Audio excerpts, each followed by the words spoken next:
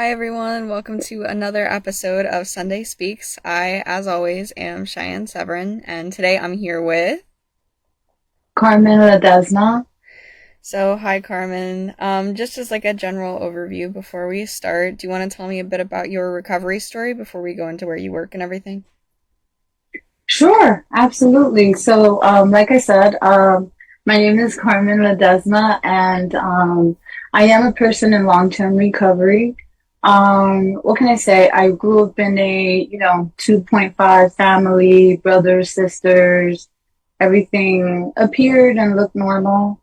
Um, it's really interesting, being in recovery and, getting older and navigating, right? Crossing through generations. Mm-hmm. You start to think of your family, depending on where you are in life, right? Mm-hmm. And so, everything appeared to be normal, but, it was not more or less dysfunctional than any other family, so to speak. But I did have a childhood, and that was great. My Mm-hmm. parents weren't. My mother, she wasn't an alcoholic, and my stepdad, who raised me, wasn't also an alcoholic. But my mother is a child of an alcoholic parent, which was my grandfather. And so I say all that to say that I believe I was born with the gene. Mm-hmm. And when I started drinking, I was addicted very early on from the moment I put it in my body. And I believe that because from that moment on, I could not hold my drinking. And I was trying to figure out how to drink successfully without um, passing out, blacking out, Mm-hmm. or getting in trouble, and I can laugh at that today because of the cunningness of the disease and the insidiousness, right? Because at the time, I really didn't know that it was a problem. I really believed that I could actually do something about it, right? With willpower, with everything that I could possibly do. And so, from the first moment I had my drink escalated. It just escalated, and I just thought that I was a lightweight, and I kept drinking. And dry goods are part of my story. And my story is not any worse or any better than anybody else's. I do consider myself a low bottom drunk, somebody that drinks and cannot hold their liquor. There's something called the phenomenon of craving. Once I have one drink, I don't know when I can stop. And so I finally entered the world of recovery, and it wasn't like an aha moment. I wasn't behaving. I wasn't a model citizen, so to speak. And so, I got into drugs and the drug scene, and I was selling and getting into trouble. And I finally did get into trouble. I had typhus in my life, and they pretty much scared me straight. And at the time, I hated my life because everything I knew had to die, but I thought I was going to die with it. And so what died, a part of me that died was the person that I used to be. And what was born was a new version of myself. But I didn't know that until later, right? And so, um, how can I say, little by little, just navigating the recovery world and staying close to my network and fellowshipping and being part of a community. I entered the 12-step community kicking and screaming because I didn't want to. I didn't understand anything about it. And I did everything that they asked me to do. And I stayed clean. I stayed clean for about 8 years. I was clean and sober. And then little by little, I drifted away from the 12-step community.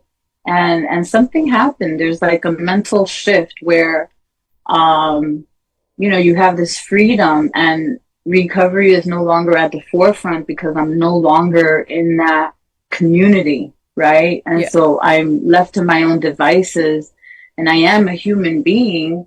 And so the things that I know how to do or how I know how to cope with life started to resurface. And it was like the old version of me. Mm-hmm. So that part never really died, right? We think it dies, but it's so embedded in us that I had to, or embedded in me, that I had to kind of continue that path of structure and organized and feeling grateful and just working a program of gratitude, right? Mm-hmm. And having principles and all that. And so I relapsed. And I relapsed for about 2 years and a half. And it's funny because my relapse was not as a result of something negative. I was doing great things. I got my master's degree in journalism, and I was working for a magazine. I was writing. I have 13 published articles. And so, you know, that I was at the highlight of my life in that moment. And it was all good. But spiritually, I feel like I wasn't ready for what was coming. So even though I was sober, I felt like viscerally, I didn't understand what that meant. Yeah. And when I say viscerally, I mean like body and soul, you Mm-hmm. know? And so for me, and I'm so grateful for those first 8 years, but I'm so grateful also for my relapse because it helped me realize that as a someone in recovery, I have to be vigilant because when I used, I didn't use because of bad things or good things. I used because I just wanted to use and I didn't need an excuse. And so for me to relapse when something great was really happening, it really made me understand that as an active um, person that's using drugs or substances, I really need to pay attention to my character and who I am and how I can self-sabotage. Yeah. And that's what my relapse taught me. And so I'm so grateful for it because today I actually got to celebrate another 8 years, September 11th, 2015. And you know, and so I've been in the recovery community for about 16, 20 years. But I technically have 8 years of solid consecutive recovery. And I'm really grateful for that. And what I'm most grateful for is that I'm starting to understand that had I not had this journey, then things could have been very different for me. And so it's important for me to use all the negative things that happened in my life as an asset because I know that there are people, first of all, I know that I'm not alone. And I know that there are people out there that just feel like so perplexed about how to do this. And it just really takes like one day at a time. And it's everything that surround us, right? That helps us create this journey that we are embarking on, right? And so for me to say, you know, I'm not done yet. I'm not done in my recovery. I'm not done growing as a human being, as a spiritual person, as a professional person, as a mother, as an aunt, as a sister, friend. I'm not done. And I'm hoping that the message that people can get from this is that, you know, recovery is about continuing to understand who we are as we continue to grow in, you know, ever changing, world around us, you know, and that's pretty much all I have about my recovery story. Okay. So, how did you end up at, well, first, before we get to that, what do you think the biggest difference is between your first period of sobriety, and your second period where you've been able to like maintain that now? Oh, thank you so much. That's a great question. I believe that I did both things, right? I did both things. And, you know, in recovery, some people say, well, um, it's hidden, but some people do say it that almost like the people that are not too smart are the people that can get recovery, right? And the reason for that is because really, really, really, really smart people, geniuses even, exceptionally smart people intellectualize recovery, and that doesn't work. Mm-hmm.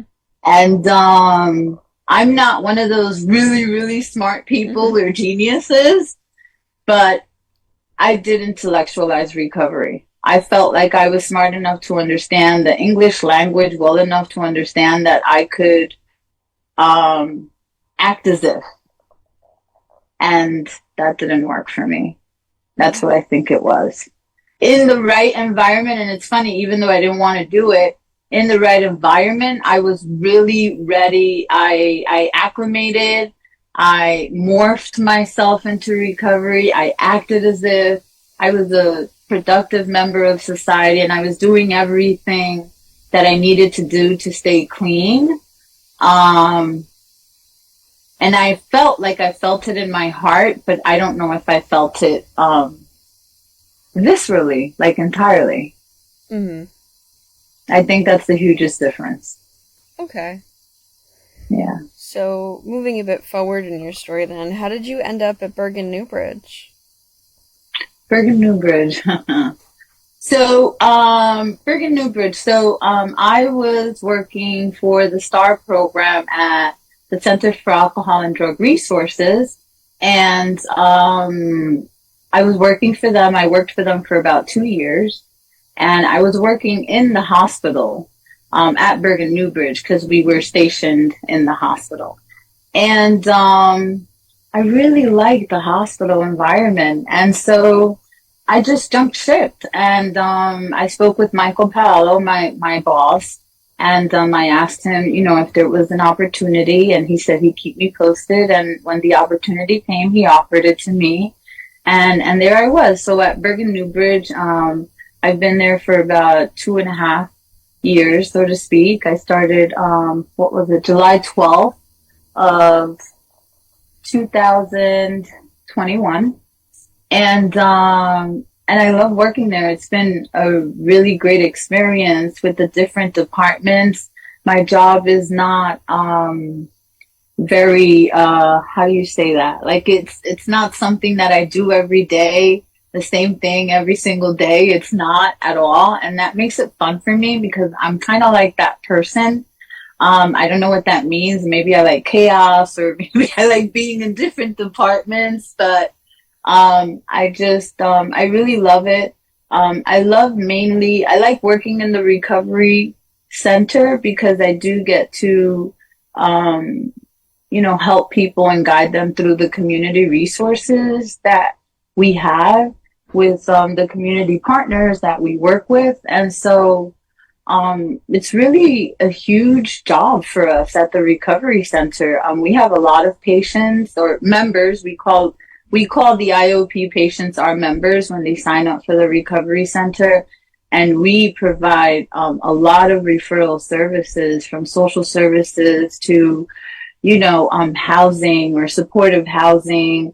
I always sign up for new newsletters within SAMSHA and all the different types of government services that are available so that I know what's up to date, so that I can be better informed, so that I can then help the members and advocate for them, right? Advocacy is a huge part of what we do. And so advocating for the members is integral in what we do.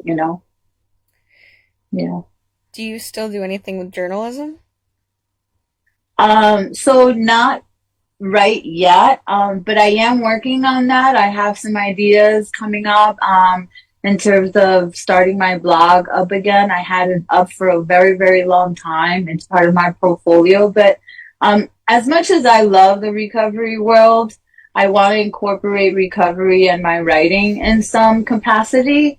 And I think it's important to who I am as a person. And so I also am thinking about a podcast, nothing to do with Bergen Newbridge or the recovery field, something completely separate, something for me that's personal to me. And yeah, so I am embarking on that, and that's something that I'm going to do while I'm still working at Bergen Newbridge. I hope that it's something that I can do ethically, where I don't I can fulfill my dream and still do my job at Bergen Newbridge. And so, and still, have good relationships within the recovery community because it's going to be recovery related, and it's going to be something about fighting the stigma, not so much fighting the stigma, but breaking it down because, I am in recovery, but I'm a human being. And there's so much more about me that's greater than Hmm. just being in recovery. And recovery is great, but I'm a whole person. Yeah, there are different aspects to you. Yeah. So, what, besides your writing, what is one of your favorite aspects of you? Just as a person, like whether it's like something that factors into your recovery or not. Just like what are you proud of in yourself? Besides all my accomplishments, what I'm most proud of aren't the things that I can touch. They're not tangible. I'm most proud of sorry, Oh, you're all the fine. obstacles that I faced in my life. I'm not jaded. Hmm. I still believe that love is the greatest gift that you could give any human being. And what I'm most proud of is that no matter what I have gone through or what I have endured, um, I still believe that humanity, no matter what is going on out there, we're all connected. Hmm. We are. I really do believe that, in one way or another. And I believe that if we could all see that, we might be able to be in a better world. Hmm. So I love that about me because that's how I think, and nobody's ever going to change that about me. As sappy as that may sound. No, I think it's incredible, Carmen. That being said, we have about 2 minutes till we end off today. So, do you have any last messages for anyone? Any comments, questions, concerns? um, Not really, just I just want to take the time to say thank you to Nancy and to the recovery community for helping me become the person that I am today. Um, and I also want to thank you for hosting this. I'm really impressed of how many people I meet in this world, and the age gap is so different, and you Hmm. guys are so impressive. I love you guys. It's so amazing. It gives me hope, for the young generation. Hmm. And just for everybody to, just one day at a time, no matter what it is. It's a term for recovery, but it's really a term for life. Yeah. One day at a time. Yeah. Thank you so much for being on today, Carmen. I enjoyed talking to you. Thank you. Thank you so much, Cheyenne. Have a nice day. Thank you. Bye bye.